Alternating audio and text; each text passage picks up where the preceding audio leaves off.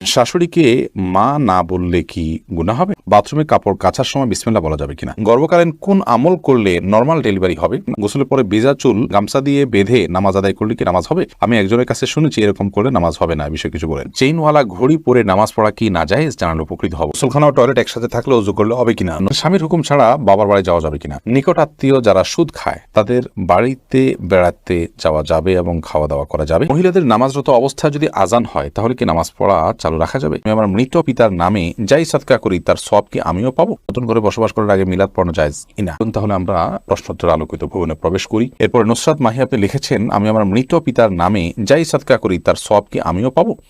আপনার মৃত পিতার নামে যে সাদকা আপনি করবেন, আশা করা যায় আল্লাহ রাব্বুল আলামিন আপনাকেও এক্সট্রা হিসাবে তার সাদকার সওয়াব দিবেন। কারণ আপনি যেহেতু পরিশ্রম করেছেন, আপনি যেহেতু কষ্ট করেছেন, আল্লাহ রাব্বুল আলামিন সেজন্য আপনাকে বঞ্চিত করবেন না। কারণ আল্লাহ রাব্বুল আলামিন কাউকে তার পরিশ্রমকে পণ্ড বা ব্যর্থ হতে দেন না, যতক্ষণ পর্যন্ত সেটি আল্লাহ সন্তোষের জন্য হবে এবং সঠিক নিয়মে হবে।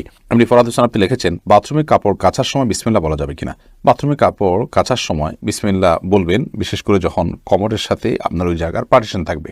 যদি পার্টিশন না থাকে তাহলে ওযুর সময় যেরকম মুখে বিসমিল্লাহ বলা নিষেধ, অনুচিত, মাকরুহ, ঠিক একইভাবে এখানেও মুখে বিসমিল্লাহ বলবেন না, মনে বিসমিল্লাহ বলে কাপড় কাচবেন। মাই হামাদ আপনি লিখেছেন, গর্ভকালীন কোন আমল করলে নরমাল ডেলিভারি হবে? গর্ভকালীন সময় এরকম কোনো বিশেষ আমলের কথা কোরআন হাদিসে বলা হয়নি যে আমল করলে নরমাল ডেলিভারি হবে। তবে হ্যাঁ, গর্ভ যাতে নরমালভাবে হয়, অপারেশন করতে না হয়, সেজন্য আল্লাহর রাব্বুল কাছে আপনি সাধারণভাবে দোয়া করতে পারেন। আর দান এবং সাদাকা এটা মানুষকে কঠিন কোনো পরিস্থিতি থেকে উত্তরের পথ দেখায়। বিধায় এরকম পরিস্থিতিতে আপনি কিছু দান সাদাকা করতে পারেন এবং বিশেষভাবে ইস্তেগফার, দুরূদ সহ যে আমলগুলো বান্দার খুব কঠিন সিচুয়েশনে পড়লে আল্লাহ তাআলা তার জন্য বিষয়টিকে সহজ করেন, সে আমলগুলো আপনি বিশেষ করে করবেন।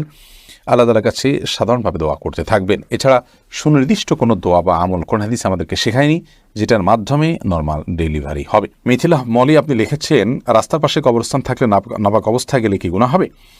রাস্তার পাশে যদি কবরস্থান থাকে তাহলে সেই কবরস্থানে আপনি নাপাক অবস্থায়, অর্থাৎ আপনার ওযু নাই অবস্থা আপনি প্রবেশ করলেন, কোনো অসুবিধা নেই, আপনি জিয়ারত করতে পারেন। কবর জিয়ারত করার জন্য যে আপনাকে ওযু অবস্থা থাকতে হবে এরকম কোনো বাধ্যবাধকতা নেই। কাজল এডি থেকে আপনি লিখেছেন, ওযু করার পরে কি আয়নায় মুখ দেখলে ওযু ভেঙে যাবে? না, কোনো অসুবিধা নেই, ওযু ভাঙবে না। সৈয়দ আবু হায়দার আপনি লিখেছেন, চেইনওয়ালা ঘড়ি পরে নামাজ পড়া কি নাজায়েজ? জানালে উপকৃত হব।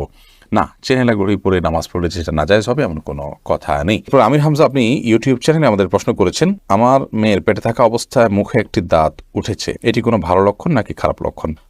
সন্তান গর্ভে থাকা অবস্থায় যদি মুখে দাঁত উঠে সেটা কোনো খারাপ বা ভালো লক্ষণ নয়।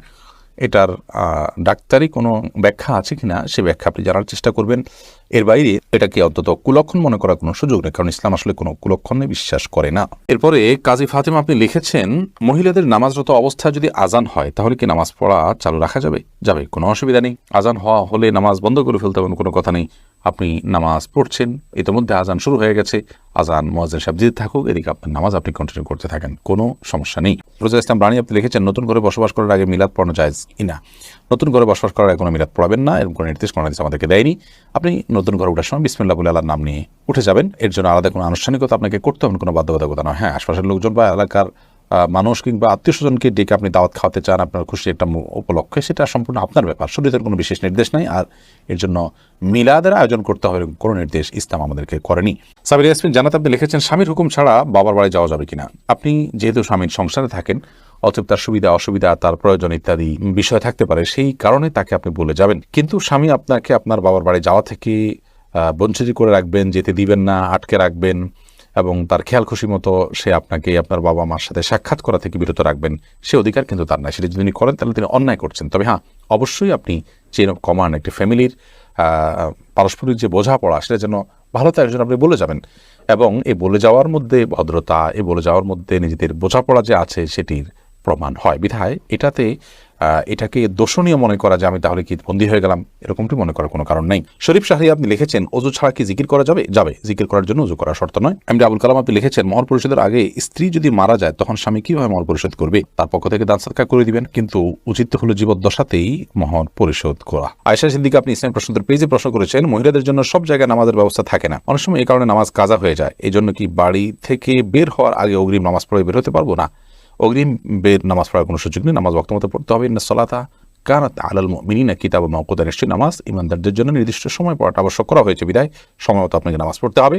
বাড়ি থেকে বের হওয়ার আগে আপনাকে অগ্রিম নামাজ পড়ার কোনো সুযোগ নেই। তবে হ্যাঁ, যেখানে যাচ্ছেন সেখানে নামাজের ব্যবস্থা যদি না থাকে আপনি ব্যবস্থা করে নেবেন, প্রয়োজনে রাস্তার এক পাশে দাঁড়িয়ে যাবেন, কোনো একটা ফাঁক ফোকর আপনি দাঁড়িয়ে যাবেন, কিন্তু আপনাকে অবশ্যই নামাজ পড়তে হবে সময় মতো। এরপর জেসমিন আক্তার আপনি লিখেছেন, গোসলখানা ও টয়লেট একসাথে থাকলে অজু করলে হবে কিনা? বাসা যদি গোসলখানা এবং টয়লেট একসাথে থাকে সেক্ষেত্রে ভেতরে অজু করলে অজু হয়ে যাবে, কিন্তু উত্তম হলো কমোড এবং টিপের মাঝে কোনো পার্টিশন না থাকলে, আড়াল না থাকলে সেক্ষেত্রে বাইরে অজু করবেন, এটা হলো উত্তম। কিন্তু যদি ভিতরে অজু করেন তাতে অজু হয়ে যাবে, কোনো অসুবিধা নেই ইনশাআল্লাহ। এরপরে মার্জিয়া শেলি আপনি লিখেছেন, নিকট আত্মীয় যারা সুদ খায় তাদের বাড়িতে বেড়াতে যাওয়া যাবে এবং খাওয়া দাওয়া করা যাবে। নিকটাত্মীয় যারা সুদের সাথে জড়িত তারা তো হারামের সাথে লিপ্ত, আল্লাহ তাআলা মাফ করুন।